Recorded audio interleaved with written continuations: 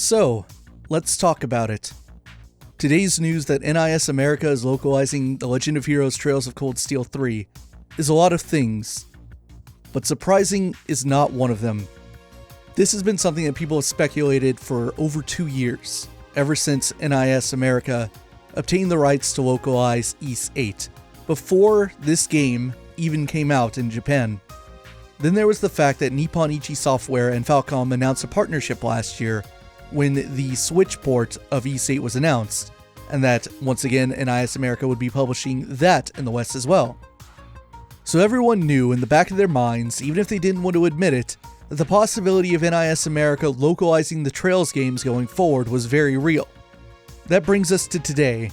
Cold Steel 3 is announced after over a year of waiting. It came out in September of 2017 in Japan. We've been waiting very patiently for news of the future of the series here in the West. We have that. What should be a very joyous and happy occasion, knowing that the series we love is going to continue in the West for another game, likely multiple games, because there's no way you bring 3 over without doing 4 as well. And yet, a lot of people aren't happy today, and it's very understandable why. I'm not going to tell you how to feel about this news. However excited you are, or disappointed, or anxious, or apprehensive, that's on you. You can feel however you want.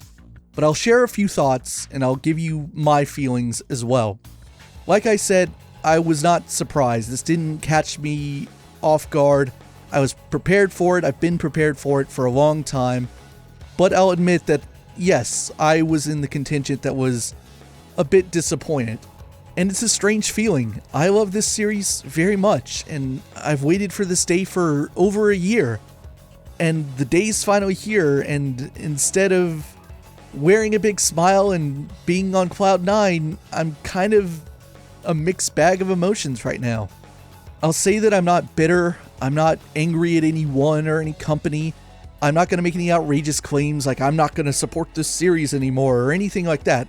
Of course I'm still going to support it. Of course I'm going to buy this game day one and I'm going to play it. Undoubtedly, I'm going to burn through this game the day it comes out, just the same. But I can't ignore those feelings that I have, and I'd like to explain them a little bit. So for the people that are on the side of the fence of, you should give this a chance, NIS America doesn't deserve as much flack as they get, judge it when it comes out, don't try to tear it down before it's even in the hands of the people. Those people have a great point. But I'd like to point out, or, play devil's advocate and say that every bit of criticism and skepticism that NIS America is receiving today, that they've received in recent history, and that they will receive in the months to come, is very justified. And I don't mean that to disparage them. That doesn't come from a place of hatred. It comes from a place of, I saw this exact narrative in conversation, I believe that was December 2016 when Ys 8 was announced. This exact same narrative played out.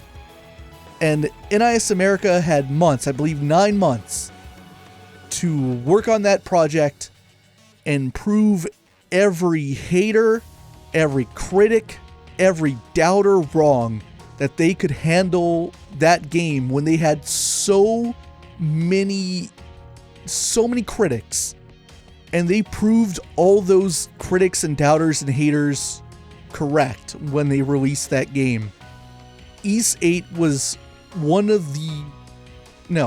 it was the most bungled localization I have literally ever seen, at least for a game that people care deeply about in this era. Now, I don't want to speak going back to a darker time when Japanese to English games, there was no standard of quality back in, when I was very, very young. But for games in the last 10 to 15 years, I've never seen a game's localization be so criticized that the company that produced it had to issue a formal apology. Its own president issue a formal apology, and that company have to essentially relocalize the game in a span of 4 months and push that out as a patch. because it was so criticized and just torn down. A lot of people will say, hey, that's in the past. They worked hard to fix that, and they did, to their credit. I know a lot of critics of this company will say, that's not good enough. That's a consolation prize. You shouldn't give them credit for a mess that they created in the first place. Those people are also right. I've also seen a lot of companies do the exact opposite. Put out something subpar and never care to touch it ever again. Now granted, part of that process might have been the fact that they knew they were going to be re-releasing the game in the near future on Nintendo Switch and PC, which had been delayed. But whatever the reason, they did what they had to do, and they took something that was a disaster and they made it passable, I suppose. More importantly on this topic is the claim that there are going to be people working on this project that have experience in the series in the past. We don't know who that person or persons is, but I would certainly like to find out. I'm not saying that that bit of information alone makes me say, oh, it's going to be fine. I'd like to know who it is. I want to know the context. I want to know what they've worked on in the past. And I think if NIS America can divulge that information, they would be incredibly well served to do so. Because I'd like to say that companies don't make games. People make games. People translate games. People edit games. And ultimately, the quality of this project is going to come down to people. Who touches the final script? Who touches the translation? Who touches the editing? Who touches the English voice acting casting? It is going to have dual audio. I know a lot of people out there don't care about the English dub and will play it in Japanese. That's fine. I'm in the camp that does care about the English dubbing. We already know that Sean Chiplock will, of course, be voicing Reen Schwarzer again. But those things that have to do with this particular English version, everything that's new in there, this ultimately comes down to people. Who makes the decisions? Who is actually cooking the meal? And if you can prove that you have the people who have experience and knowledge and qualifications to do this project, then you will silence a lot of doubters that you have right now. So hopefully they will be forthcoming with that information. Now with all that said, if there is something in today's news that I am upset about, that I don't like seeing, that did cause the vein above my eye to bulge a little bit, it's that under the platform information, there is only mention of PlayStation 4, and on the probably, pending design box art is the label only on PlayStation. This isn't deal breaking for me. I own a PlayStation 4, I own a PS4 Pro, but obviously, like a lot of Trails fans here in the West, I played the series on PC. All 7 games prior to this one are installed on my C drive and locked on my taskbar, and they are never leaving. And I would like to see Cold Steel 3 and Cold Steel 4 join them in the future. But today's information doesn't seem to open the door to that possibility. That isn't to say that this game's going to be PlayStation 4 exclusive forever. Obviously, we don't know that based on today's information. But the fact that a PC port was not mentioned at all, and that only on PlayStation label is on the box, does not make me very happy. At best, this means that I'm going to be buying the game at least twice, because I'll have to buy the PC port later down the road, or at worst, it's going to be exclusive on PS4. Now, I also know that people will be curious about other consoles. Will it come to the Nintendo Switch? That obviously was not mentioned either. I have no idea. I will say what little I do know is that I won't say it's impossible, but I wouldn't hold my breath on it, because unlike Ys 8, the Trails of Cold Steel games are developed on a Sony-created engine. It's called the Fire Engine. So Trails of Cold Steel 1, 2, 3, and 4, as well as Tokyo Xanadu X+, those games all are made on a Sony proprietary engine. So whether or not that engine is capable running on the Switch, or whether or not it's technically allowable, I have no idea.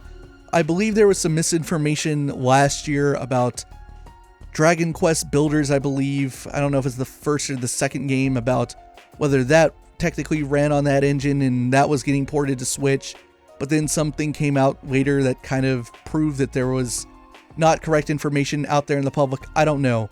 So whether or not the series could potentially be on the Switch in the future, I'm not going to say never, but it's not something I'm honestly expecting at this point. The last thing to say about the platforms is, like, why would it be only on PS4 when obviously the series has been on PC up to this point? Again, I don't know, and I preface this by saying I have no idea whether or not this could possibly be a factor, but Sony did pay for the rights to publish this game in Asia. In Hong Kong, China, Southeast Asia, and Korea, Sony has the publishing rights in those regions. They were completely responsible for the localizations there, and in fact, by pure coincidence, in the wee hours of this morning, before this news broke, I saw Falcom promoting the fact that閃の軌跡IV is releasing in those regions very, very soon. Whether or not that Sony deal for the Asia regions possibly has any bearing on whether or not the game could be ported to PC or Switch in the future in other regions, I have no idea. It's something to keep in mind, but again, that's purely speculative. I want to close this by saying that after today, after this video, I don't want to have to make any content regarding Trails of Cold Steel 3 for quite some time. It's still going to be a long time before I do a playthrough of it on the channel. We have several games to get through before we get to Cold Steel 3, though it is nice to know that it will be there, ready and waiting when the time does come. But I say that I hope I don't have to make any more content about this game, because I shouldn't have to. I don't plan to make a review, I don't plan to cover every little bit of PR news about the game leading up to its release or when its release date is announced or anything like that. The only reason I would ever have to make another video about Trails of Cold Steel 3 this year would be if something bad happened, if I had to speak out about something, and I hope that it doesn't happen. I hope that I don't have to do that. Don't make me do that, NIS America. Do not make me have to speak out about this game again this year. Because the best thing that could happen to Trails of Cold Steel 3 is that the quality of its localization be completely blind to the average player.